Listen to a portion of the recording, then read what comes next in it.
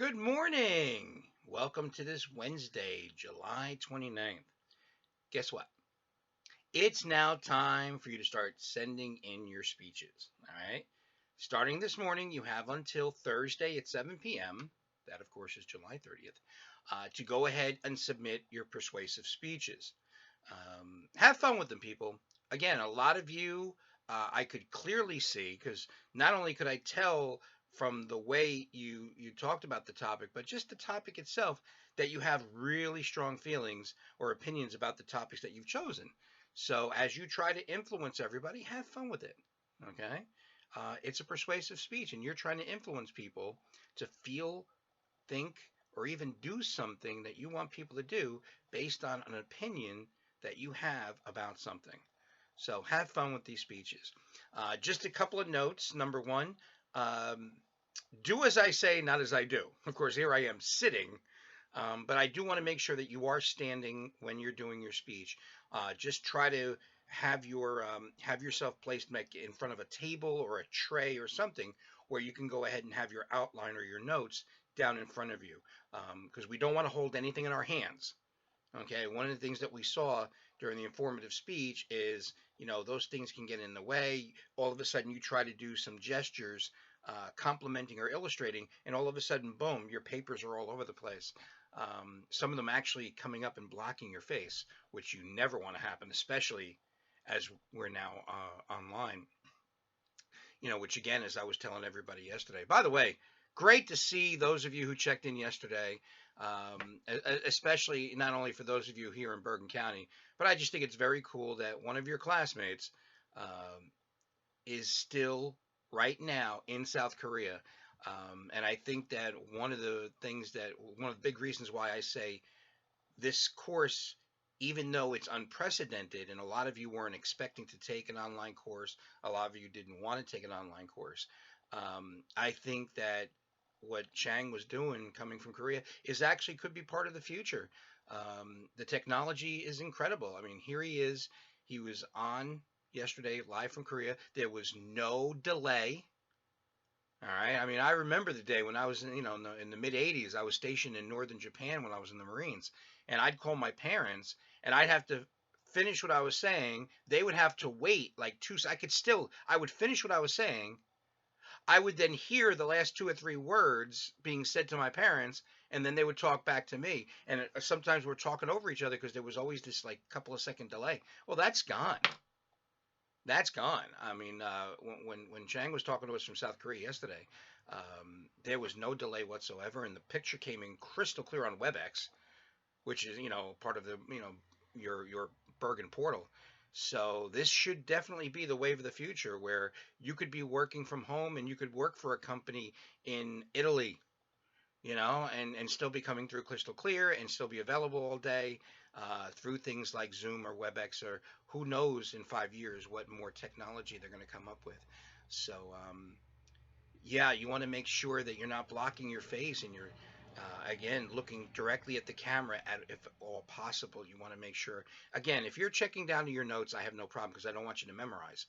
But make sure you're trying to focus on that camera as much as possible, because I do think in the very near future, when you guys do get out into the workforce with your degrees, that this is the kind of thing that you are going to be doing a lot more of. I've attached the grade sheet. It's pretty much like the informative speech, but I do want to go over a couple of things. Remember, number one, I'm using it loosely because I can't simply circle everything and then send them to each one of you individually. It'd be absolutely crazy. So I'm basing it loosely on that grade sheet. But a couple of things. Number one, and I'm glad, I think it was Nicole Calderon, you sent me this email, and I'm glad that you did because I did forget to mention this. Couple of differences between the persuasive speech and the informative speech. One difference is, as I've been stressing, about you being able to, and I strongly want you to stress your opinion, backed up, of course, with facts. That's what your evidence is for. That's what those three sources. But if you have a personal experience, relaying a personal experience is an excellent way to help you to gain credibility. Now, although you can do it in any part of the speech, what I found out is a lot of students like to relay a personal experience during the attention gainer. Now, again, you don't have to do that. You can do it at the conclusion. You could do it as one of your main points. But if you want to relay a personal experience, I know it works very well as an attention gainer. Now, you can't count yourself as a source. You still have to have at least three sources.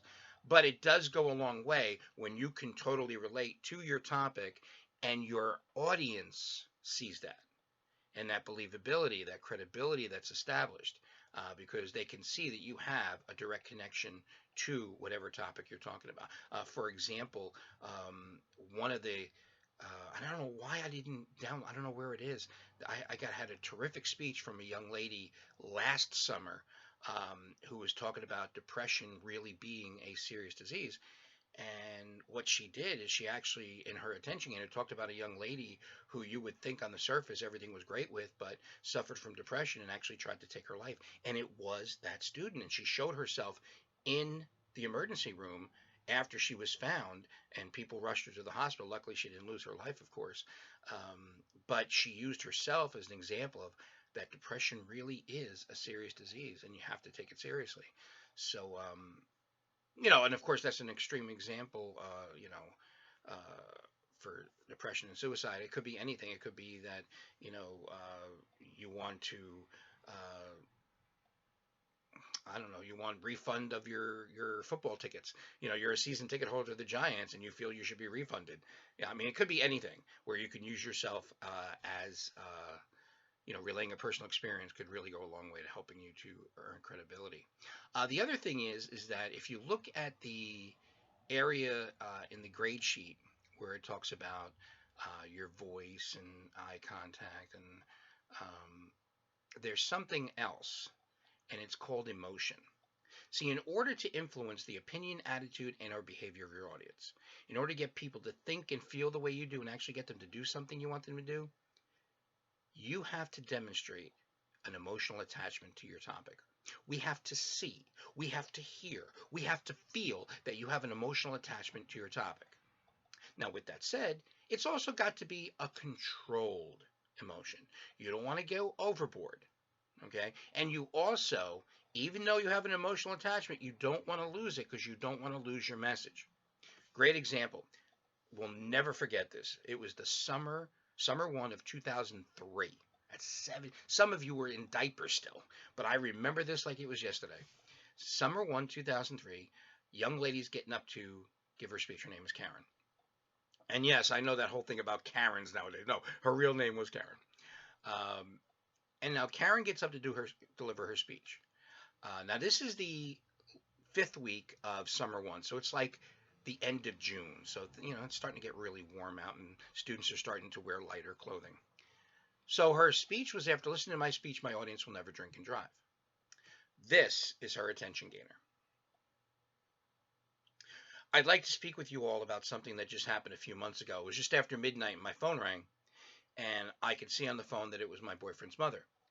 And she said, "Listen, Karen, I don't want you to panic, but Johnny's been in an accident. He's okay, but he's at St. Mary's Hospital and he wants you to get there as soon as possible."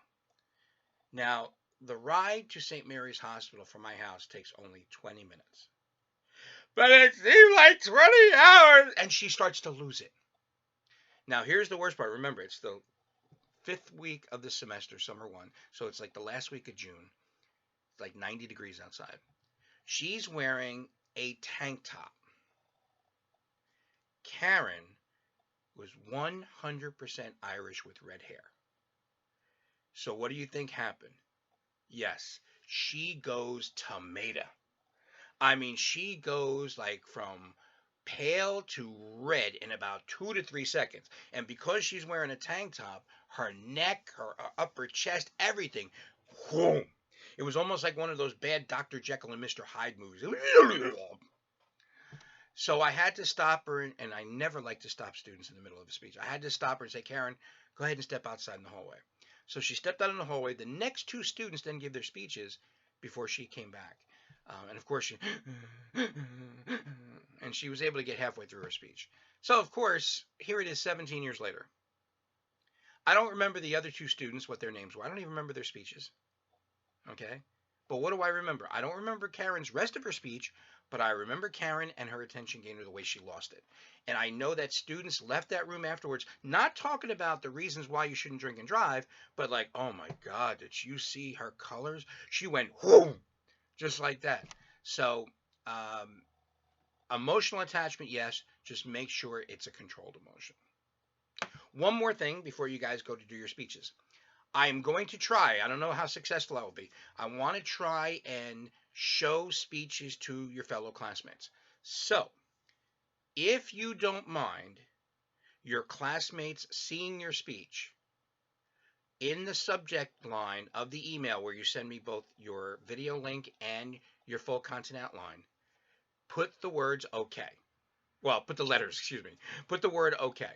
And if you put the word okay, then if I can put this together, I'm going to go ahead and share. What I'm going to try and do is send to you guys over the weekend and have you complete it by Monday at 7 o'clock. I'm going to show you maybe, or take about 10 speeches. And what I'm going to ask you to do is watch at least 3 of them and then provide good constructive critiques. All right. What I mean by constructive, they could be compliments. You could praise them.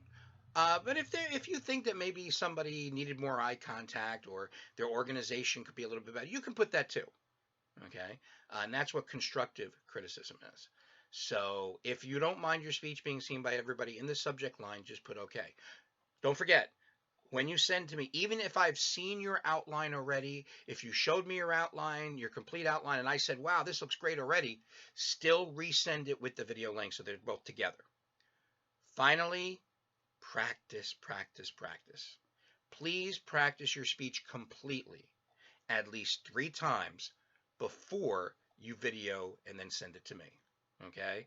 Because if you're stumbling over simple words, you didn't stumble over those simple words 3 or 4 times and then video yourself stumbling over those words.